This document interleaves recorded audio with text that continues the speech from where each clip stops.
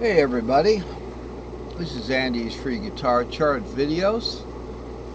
Welcome to my Facebook friends, group members, and YouTube subscribers, and anyone who has found their way to this video is interested in learning more about the guitar. These are the patterns. This is the main chart that I made for today. It's called Chart 197. Chart patterns, guitar patterns revisited diatonics, and I put a little bit of another chart data here, so we'll have something to talk about here. This should be like stretched up a little bit here, so you know what this is about, reshaping these things a little bit sometimes to make those circles perfectly round instead of like oval shape. But they'd be the same thing. So let's look at this. I decided to get back into the guitar a little bit, even though I've been working on the fiddle for quite some time. Couple of weeks now, and making all kinds of charts. I'll show you one of those charts just briefly. Okay, so here we have a fairly familiar chart because it's the same chart we've had with the guitar in this modal pentatonic scale, fiddle, all 5 double cage positions. With the fiddle, I went with the double cage position. So this is an idea of the complexity of sorting out the fiddle patterns. This is your fiddle, and these are the double cage shapes. These are the shapes as they go along with the overlap. So you'll see 6/7 root here, then you'll see 6/7 root here.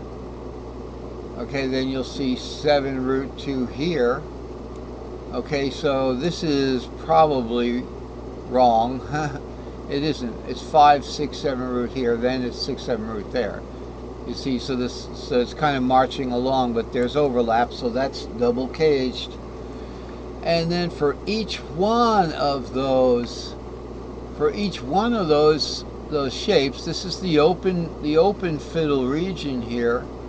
I've done all the modal arpeggios, and as you know, arpeggios are really chords. Root, first inversion, second inversion, root, first inversion, second inversion, root. So we've got those arpeggios here. So you know the D minor would be 2 4 6 2 4 6 2 4 6. So it would start right here. Now in the case of the AG shape, we have a C minor shaped D minor starting on the 6. So it would be 6 2 4 6 2 4 6.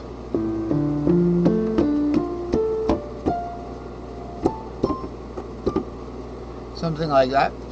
So that's the charts that I was working on, and I will be getting back into violin, but right now I want to cover some guitar. So we've seen this chart with the guitar. Let's look at that briefly. Okay, this is the same full modal chart for guitar. This was the original. Now these are not the same strings. These are guitar intervals. Okay, so this is your C box.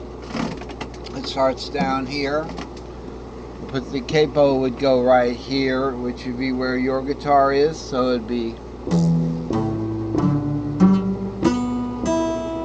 like that, kind of off tune there, but that's where it would be. And then you have the diatonic scale for the C.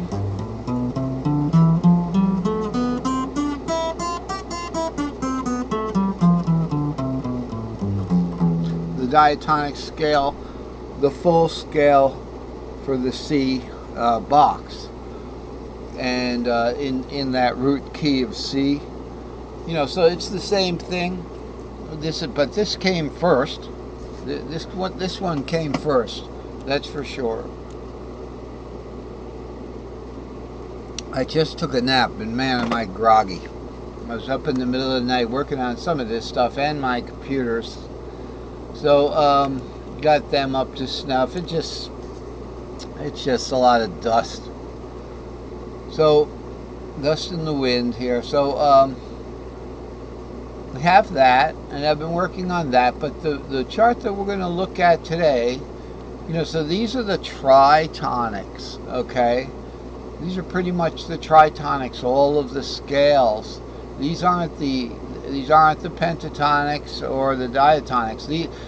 Notice this one diatonic box covers all of these. Every one of these arpeggios here in the C, E, G box fits into this one diatonic full diatonic 6-string scale. Every one of these A-shaped ones here, for instance, is our A-shaped root chord right here, 5-3.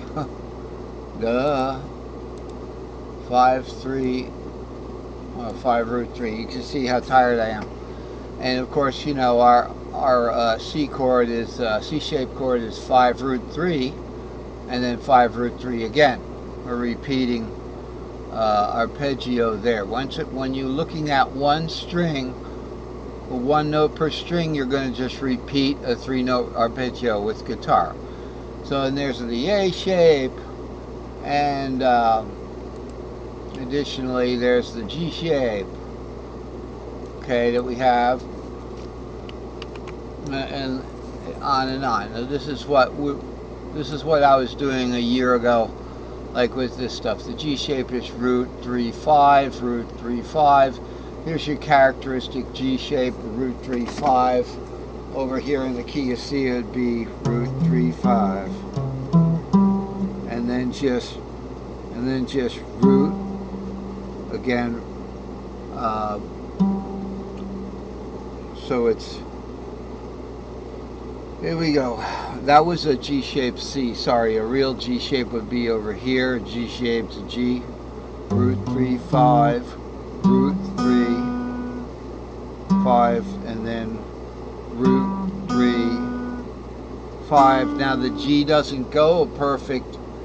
This is the G shaped C, but the G shaped G doesn't make a perfect. It doesn't make a perfect double tritone because we have a double string. Okay, so let's look at the G shaped over here. This is, I guess, our best bet looking at this situation. 5-7-2, 5-7, and then an on string, so we don't get that root again. We get 5-7-2. So this is the G shape, but the G shaped C, okay, which is the G shaped root chord, would be up here. Notice the difference. Root 3-5, root 3-5 root. Okay, we got pretty much the same situation. So no matter what the G is, sorry about that, no matter what the G is, you've got a different situation. That's basically your G shape there. So the top of the G shape is interesting. The bottom is just a root chord, and then you have a second inversion there, 5 root 3, which is essentially your A shape. So according to a pentatonic scale, G shape goes to A shape. When you're going to the left, going to the right, it spells caged. So G shape would go to A shape. We'll go to A shape here. So it'd be an A-shaped something, right? We got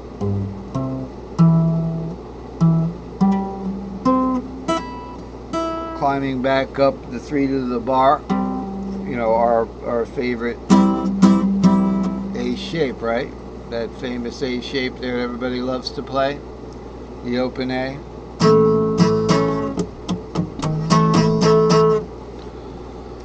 So that's just a little background on how to use this chart.